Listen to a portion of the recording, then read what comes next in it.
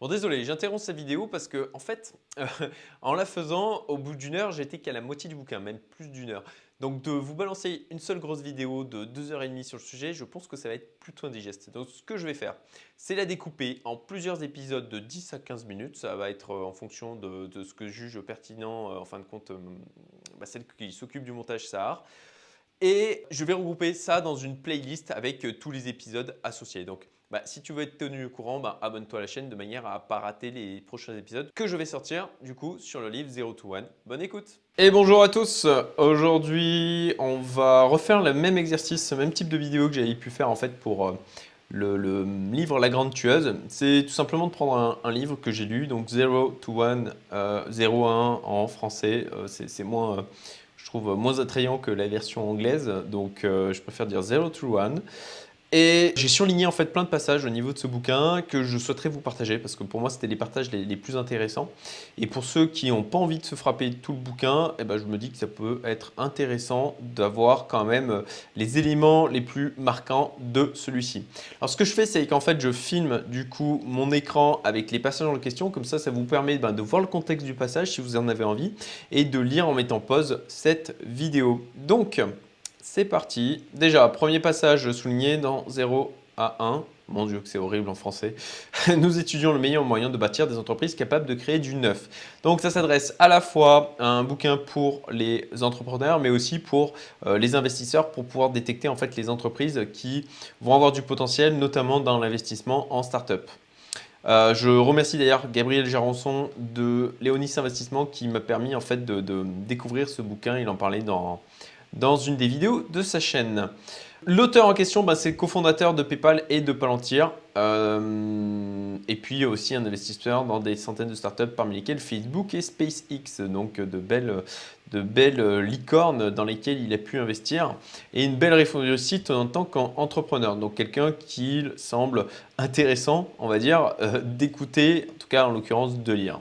Alors, premier élément vraiment intéressant que j'ai trouvé, quelle est la vérité fondamentale que très peu de gens partagent avec vous? Ça m'a vraiment fait réfléchir. Je vous invite en fait, alors, c'est pas des réponses comme Dieu n'existe pas, l'Amérique est un pays exceptionnel. Non, c'est vraiment des choses qui font que ça, c'est une vérité fondamentale, comme il le dit, mais vraiment pas un truc communément admis, quoi. Pour ma part, ma réflexion qui est sortie de ça, c'est que la vie professionnelle n'existe pas. J'ai fait une vidéo d'ailleurs sur le sujet, je vous la mets par ici. J'espère que j'y penserai au moment où je mettrai la vidéo en ligne parce que je pense qu'elle va être un petit peu longue celle-ci. Mais voilà, une question intéressante à se poser pour soi-même et pour remettre donc en question en quelque sorte les vérités qu'on nous a assénées comme étant des vérités mais qui ne le sont pas forcément. Alors là, dans ce passage, ces deux passages, deux choses intéressantes. Alors, il parle de progrès en fait. Au niveau macro, un mot désigne le progrès horizontal, la mondialisation. Reprendre ce qui fonctionne quelque part pour le faire fonctionner partout. La Chine est le paradigme de cette mondialisation. Un autre terme désigne le progrès vertical de 0 à 1, donc l'objet du livre. La technologie. Ces dernières décennies, les progrès rapides de la technologie de l'information ont transformé la Silicon Valley en capitale de la technologie, au sens général du terme. Mais rien n'impose que la technologie se limite aux ordinateurs. À proprement parler, elle englobe tout procédé qui se révèle supérieur ou inédit. Alors sur ces deux passages, je trouve ça intéressant parce que en clair, ça donne deux approches en termes d'entrepreneuriat. Soit reprendre un système qui existe déjà ailleurs, soit vraiment créer quelque chose de neuf. Et c'est plutôt l'objet du livre en question. Dans les structures les plus dysfonctionnelles, afficher le travail en cours devient une meilleure stratégie de progression de carrière que le travail effectivement accompli. Si c'est le cas dans votre entreprise, démissionnez au plus vite. J'ai beaucoup aimé ce passage parce que effectivement, je pense que c'est un truc que l'on vit beaucoup aujourd'hui avec ce côté de brasser du vent. Quand on bosse, on va plutôt chercher à remplir un lot d'heures de travail que de vraiment faire du boulot qui va être utile pour l'activité de la boîte. C'est d'ailleurs aussi ce qui amène à un problème de sens, on va dire, dans beaucoup de grosses boîtes aujourd'hui, c'est de faire des choses juste en fait pour justifier le fait qu'on soit là 35 heures par semaine, quoi. La première étape vers une pensée claire consiste à remettre en cause ce que nous croyons savoir du passé. Même chose, il résonne fortement en moi ce passage. J'ai fait des vidéos où je parlais déjà ce genre de choses, hein, de remettre en cause ce que l'on croit étant des vérités et en termes de créativité pour un entrepreneur, je pense que c'est des choses fondamentales à intégrer dans sa manière de fonctionner. Ça me fait penser en fait aussi au livre La semaine de 4 heures, où Tim Ferriss en fait il faisait cette chose pour en fait habituer son cerveau à fonctionner différemment et qui va certainement vous paraître extrêmement étrange, mais dont je me suis inspiré de multiples fois à vrai dire.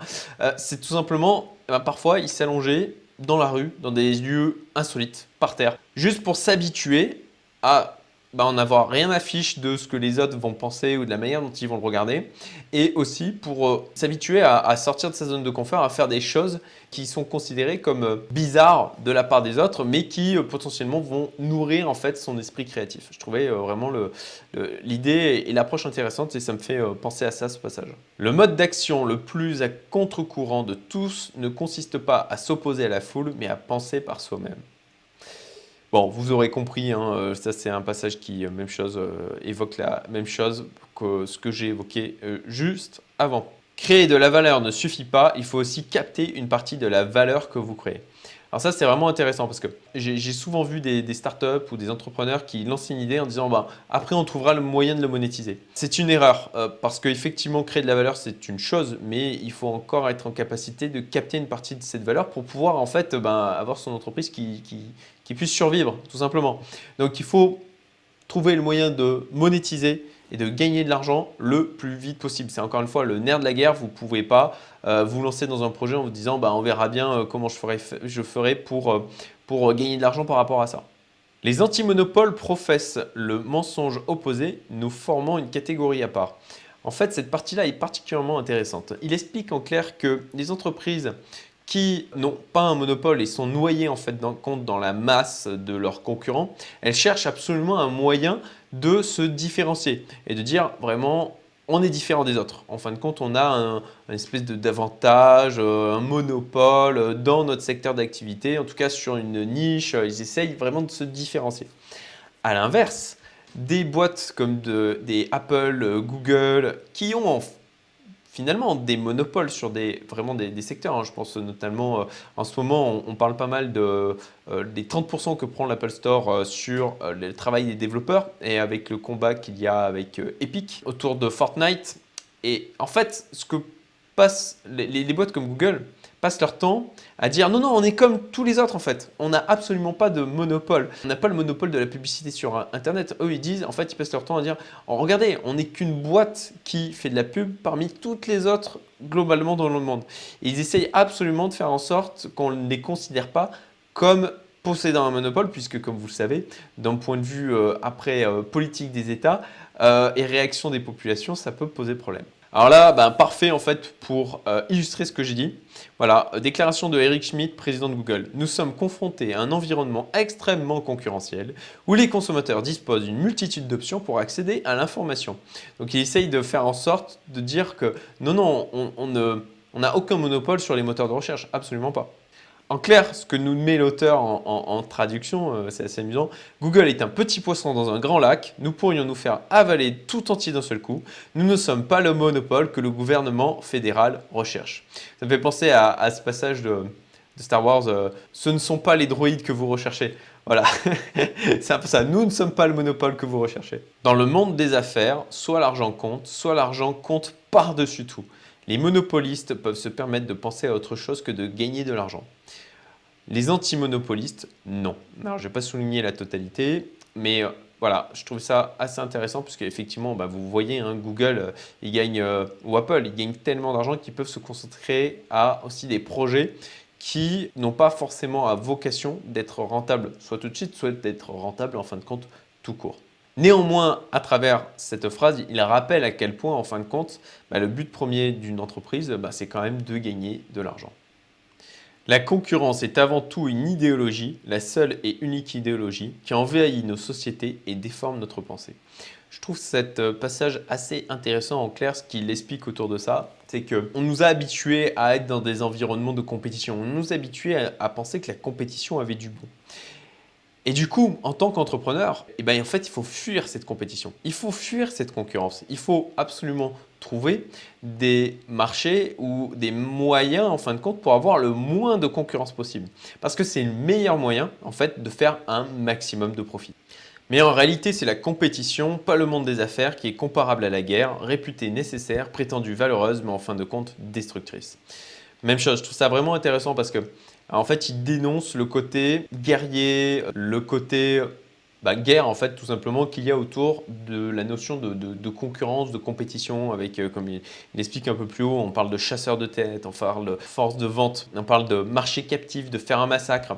Tous ces termes en fin de compte qui font penser au fait que avoir une entreprise, eh ben, c'est d'être un guerrier, c'est d'aller au combat, c'est d'avoir un côté agressif. Et pour lui, et je suis assez d'accord avec ça, ça a plutôt un côté en fin de compte destructif. Du coup, il prend un excellent exemple, je trouve, pour pouvoir montrer en fait ce qu'il veut dire par rapport à ça. Tout comme la guerre entre les Montagu et les Capulet leur coûte à leurs enfants, elle coûte à Microsoft et Google leur domination. Apple est arrivé et les a dépassés l'un et l'autre. En janvier 2013, la capitalisation d'Apple était de 500 milliards de dollars, alors que Google et Microsoft combinés valaient 467 milliards de dollars. Tout juste 3 ans auparavant, Microsoft et Google valaient chacun davantage qu'Apple. La guerre est une affaire coûteuse. Donc, vraiment intéressant sur le côté de ne pas se livrer à une guerre à la concurrence, mais vraiment en fin de compte, tracer son chemin, quoi. D'ailleurs, au moment où je tourne cette vidéo, je crois que Apple a franchi ou est aux 2000 milliards de valorisation. Mais une grande entreprise se caractérise par son aptitude à générer des flux de trésorerie dans le futur. L'essentiel de la valeur des entreprises à croissance lente se situe dans le court terme. Donc là, en fait, ce qu'il explique, c'est que quand il y a eu la sortie de Facebook en bourse, des choses comme ça, les gens se concentraient en disant la valorisation est complètement délirante parce que c'est des boîtes qui ne gagnent pas d'argent, etc. Et en fait, lui, ce qu'il explique bien, c'est que ce qu'il faut voir, c'est les flux de trésorerie dans le futur et pas les flux de trésorerie dans l'instant T. C'est ce qui caractérise et ce qui donne la valorisation, en fin de compte, dans les sociétés et ce qui fait la puissance en fait des startups. C'est pour ça qu'elles se valorisent très vite parce que en fait, elles ont un flux de trésorerie possible dans le futur qui est extrêmement important, au contraire des entreprises à croissance lente où leur flux de trésorerie, leur argent qu'elles vont gagner se situe dans le court terme.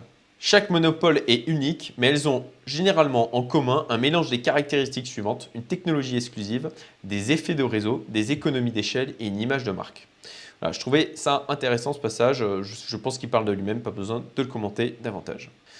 En règle générale, une technologie exclusive doit être au moins 10 fois plus efficace que son plus proche substitut, et dans un domaine important, pour que cela puisse déboucher sur un véritable avantage monopolistique. Je trouvais ce passage particulièrement intéressant et je dois avouer que ça m'a fait réfléchir notamment sur la partie, la hype qu'il y a eu autour des cryptos et des blockchains. Parce que je me suis posé la question, ok, est-ce que cet investissement, en l'occurrence, est-ce que les technologies qui sont arrivées sont vraiment 10 fois plus efficaces? Par certains côtés, oui, et par certains côtés, non, pas encore. Je ne vais pas détailler le truc aujourd'hui. Deuxième passage, les effets de réseau rendent un produit plus utile à mesure que davantage de gens s'en servent. Voilà, sur le truc Facebook, etc. Effectivement, plus il y a de monde et plus il devient puissant et plus il y a de valeur qui est dégagée grâce à ça. Les startups de logiciels jouissent d'économies d'échelle particulièrement spectaculaires en raison du coût marginal de la production de chaque exemplaire supplémentaire qui est proche de zéro. Et donc là, effectivement, c'est un truc qui est assez pertinent dans le monde du digital. C'est tout l'intérêt en fin de compte la raison pour laquelle il y a beaucoup d'entreprises qui sont des startups qui sont dans le monde du digital, c'est qu'on a des coûts en fait d'échelle. Ce qu'on appelle la scalabilité, c'est qu'on crée un logiciel et ensuite, quand on ouvre l'accès à celui-là et que l'on le vend X fois, en fait, on aura des coûts fixes et des coûts variables qui vont peu ou très peu augmenter en fonction du nombre d'utilisateurs qu'il y a derrière. Ce qui permet donc des gains qui sont extrêmement importants. Ensuite, il parle aussi de l'image de marque. La création d'une marque forte est un moyen puissant de revendiquer un monopole. Donc là, il prend l'exemple effectivement Apple qui a créé une marque extrêmement forte et qui lui permet en fait de pas… Il y en a plein qui font des smartphones, mais il n'y a personne qui est Apple parce qu'ils ont créé une culture autour de leur marque qui est vraiment puissante. Et voilà, l'épisode d'aujourd'hui est terminé. Si tu veux avoir la suite, si l'épisode est sorti, ben, tu le trouveras ici. Et puis sinon, ben, abonne-toi tout simplement à la playlist sur le bouquin 0 to 1 que tu trouveras par là. Très bonne journée, à bientôt.